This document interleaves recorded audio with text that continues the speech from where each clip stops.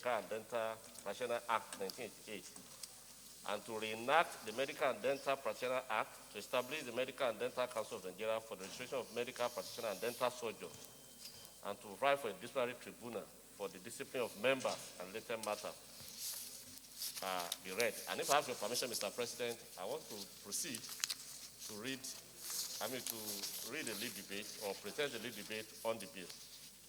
Can I go ahead, Mr. President, sir? Thank you.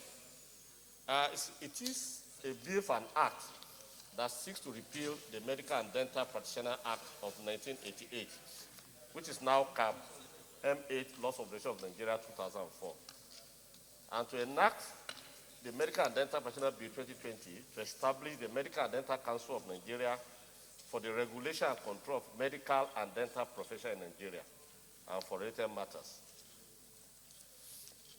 Mr. President, the Medical and Dental Practitioner Act, Law of the Federation M8 2004, was enacted in by the military in 1988.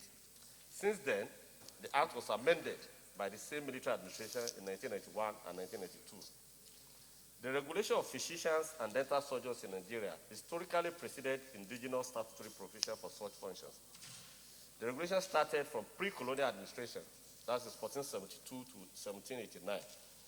This was followed by the establishment of West African Medical Services, which originated from the Royal West African Frontier Force in 1902.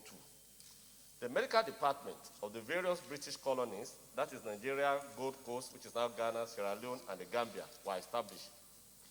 The actual regulation of the conduct of medical and dental practitioners started in Nigeria with the establishment of the Medical Practitioner Disciplinary Board in the Colonial Department of Health for the medical personnel, whose names were on the register of the General Medical Council in England. The Director of Medical Services was the chairman of that committee. This was the position of the statutory regulation of the profession of medicine and dentistry until its independence in 1960.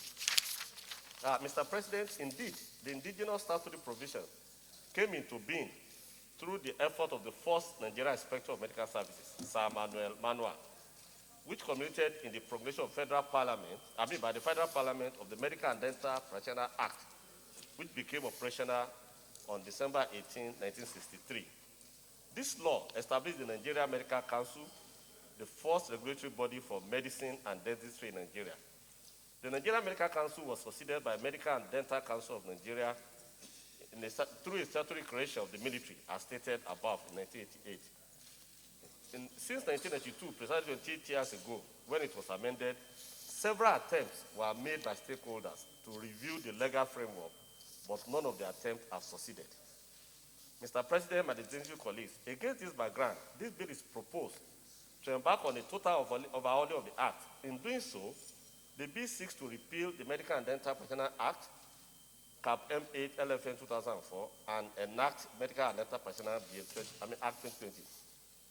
The key objectives of this bill, Mr. President, include the removal of ambiguity in the functions of the Council, addressing the tendencies of premature dissolution of medical council, which usually during the gap will have a lot of illegality going on, review the composition of the membership of the Council, fast-tracking the proceedings of Medical and Dental Practitioner Disciplinary Tribunal, and streamlining the functions of the Council and other regulatory bodies in education, and to avoid interagency rivalry and legislative duplicity. And finally, reviewing the practicing fees and penalty provision in tune with the current economic realities of Nigeria. The bill has 48 clauses against the 22 sections of the Act under review, thereby proposing additional 26 sections. Mr. President, distinguished colleagues, this bill is important for the life of Nigerians because it regulates one of the most important professions that guide or that handle human beings. It's a matter of life and death. I humbly therefore urge distinguished colleagues to support this legislative proposal by approving this bill for second reading. Thank you all for your kind attention. I so move, Mr. President. That this bill be read for the second time. Mr. President, like the lead debate elaborated, this bill has so much colonial coloration. And today in Nigeria, there has been so much reality changes, economically, number of practitioners, and indeed, procedurally, there has been challenges of clearing all issues that come to the council. Mr. President, I therefore urge us all to support this bill in order to respond to our current reality in this country, to allow this council to move Nigerian healthcare forward. I so second, Mr. President. Straightforward, very timely, and as it is being said, better late than never, because the history being given by the sponsor of the bill clearly tells us that it's a bill that has colonial hangover and military hangover. And I believe these two problems must be purged if this very noble profession is to be promoted in Nigeria.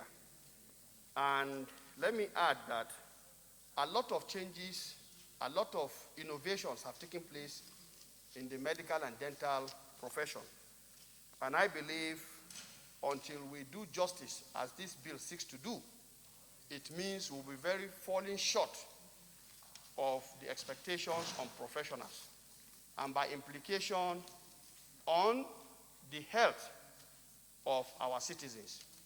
Because if you look at the two professions being mentioned here, medical and dental, you agree with me that there is quite a lot that has been taking place. And the tendency is that you even get some people who will just hide under the banner of some other, sub-professional bodies, only to, commit very heinous crimes that is against the ethics of medical and dental practice. So I believe I must commend the sponsor of the bill.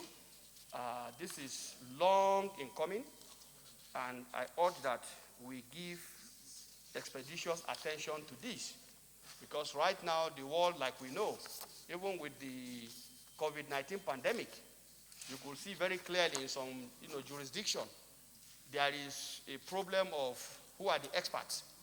And you see all manners of people coming out to claim expertise when in the real sense of the word, they don't even know the subject matter. So I think this bill is timely, and we should give it all our due support. With this, I urge that my colleagues allow this bill be read the second time. On health, this bill is very, very straightforward. We just proceed to put straight to a vote. Those in favor that the bill be now read the second time say aye. And those against say nay. The ayes have it.